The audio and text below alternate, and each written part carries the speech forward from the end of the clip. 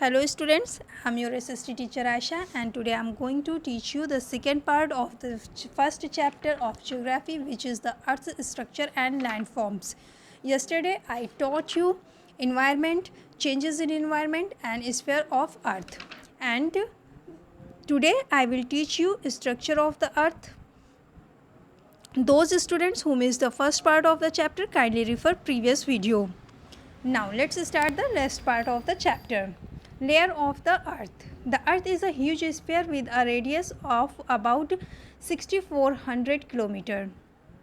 अर्थ जो है इसका जो ये एक बहुत बड़ा सा जो है वो गोला है, इसका रेडियस लगभग जो है वो 6400 किलोमीटर है. To find out the inner structure of the earth, और इसके अंदर की संरचना को जानने के लिए हमें इसके अंदर जो है वो जाना होगा सेंटर में, जो कि पॉसिबल नहीं है. इसलिए साइंटिस्ट जो है अर्थक्वेक को जो है उसकी हेल्प लेते हैं अर्थ के स्ट्रक्चर को जानने के लिए. During earthquakes vibrations are produced. जब अर्थक्वेक आता है तो वाइब्रेशन जो है वो उत्पन्न होती हैं, और ये वाइब्रेशन जो है बिल्कुल किसी म्यूज़िकल इंस्ट्रूमेंट के स्ट्रिंग की तरह होती हैं, जो कि साउंड्स जो है बनाते हैं. The earth's vibration produce seismic waves. जो अर्थ का जो वाइब्रेशन होता है वो सिस्मिक वेव्स को प्रोड्यूस करता है, और सिस्मिक वेव्स जो होती हैं वो ट्रैवल करती हैं अलग अलग मटेरियल्स पे अलग अलग जो है स्पीड में. So, after observing the path and speed of the seismic wave, scientists can find out the types of the arrangements of the materials through which it passed. From such observation, we know that the Earth consists of three concentric layers: the crust, mantle, and core.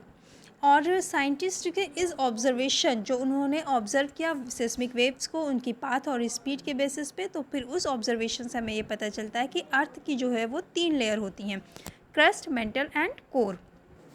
First अब हम पढ़ते हैं crust को. Crust, the upper most layer of the earth is known as the crust. जो earth की सबसे ऊपरी जो सतह है उसको क्रस्ट कहा जाता है.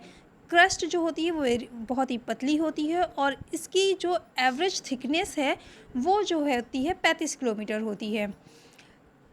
अगर हम अर्थ को जो है एक अंडा समझ लें, तो अर्थ का जो क्रस्ट है वो अर्थ के उसके एग के शेल, जो अंडे का छिलका होता है, उसके समान है. और जबकि जो अर्थ की जो एक क्रस्ट है ये हर कहीं एक समान नहीं है. It is thinner under the oceans and thicker under the continents.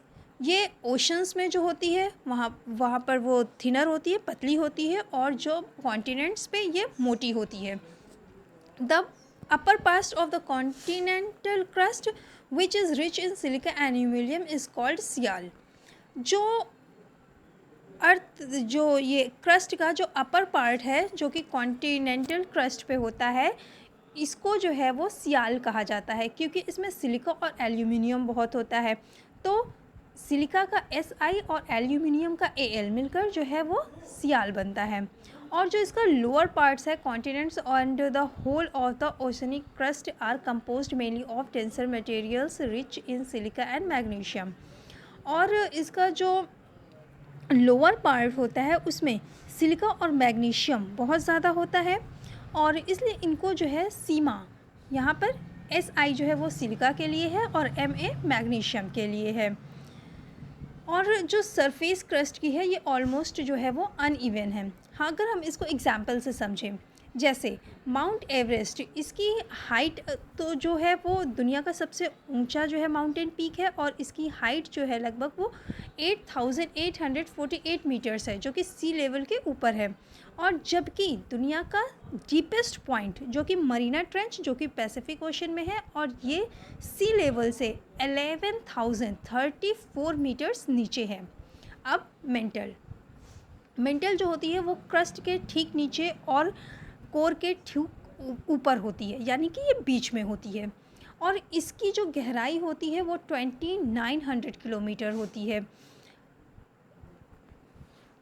Mental के जो है वो 2 पार्ट्स हैं, upper part and lower mantle. The upper mantle is about 670 metre thicks. जबकि जो लोअर मेंटल है वो लगभग 2200 किलोमीटर मोटा है। और जो टॉप लेयर है इसकी मेंटल की वो सॉलिड है, और ठीक इसके नीचे जो होती है जो लेयर है वो सॉफ्ट लेयर है, क्योंकि वहाँ पे टेम्परेचर बहुत ज़्यादा होता है। रॉक्स समझ लो बस इतना ज़्यादा होता है कि रॉक्स जो है वो मेल्टिंग स्टेज से बस ऊपर होती हैं। और ये लेयर जो होती है इसकी गहराई लगभग 50 metres and extends thoroughly up to the depth 300 kilometres नीचे गहरी होती हैं। The lower mantle is solid region starting at the about 700 kilometre. और अब core, the inner most layer of the earth is called core. जो पृथ्वी की सबसे अंदर की जो सतह है उसको जो है वो कोर कहा जाता है। और ये जो होती है लगभग 3500 किलोमीटर्स थिक होती है, मोटी होती है, और ये बहुत ही घनी लेयर होती है। It is believe to be made of heavy metals like iron and nickel. और ऐसा माना जाता है कि ये बहुत ही हैवी मेटल्स आयरन और निकल से जो है यहाँ पे अधिक मात्रा में पाए जाते हैं। एंड इसको नीफे भी कहा जाता है। नीफे Ni जो होता है वो निकल के लिए, और Fe फॉर फेरम। फेरम जो होता है आयरन को लैटिन लैंग्वेज में फेरम कहा जाता है, तो उसका Fe ले लिया जाता है, तो ये बन जाता है नीफे। और टेम्परेचर जो होता है यहाँ पर कोर में बहुत ही ज़्यादा हाई होता है। यहाँ पे मेटल्स जो है वो पूरी तरह से मेल्ट हो जाते हैं, पिघल जाते हैं। The study of seismic waves shows that the outer part of the core is molten while its inner most part is solid. जो सिस्मिक वेव्स की जो स्टडी की गई है उससे ये पाया जाता है कि जो कोर का आउटर पार्ट है वो मोल्टेन है, पिघला हुआ है, और जबकि इसका इनर मोस्ट बहुत ही अंदर का जो पार्ट है वो सॉलिड है। सो स्टूडेंट्स, ये हो गया structure of the earth, and next video में हम रॉक्स के बारे में पढ़ेंगे। Have a good time.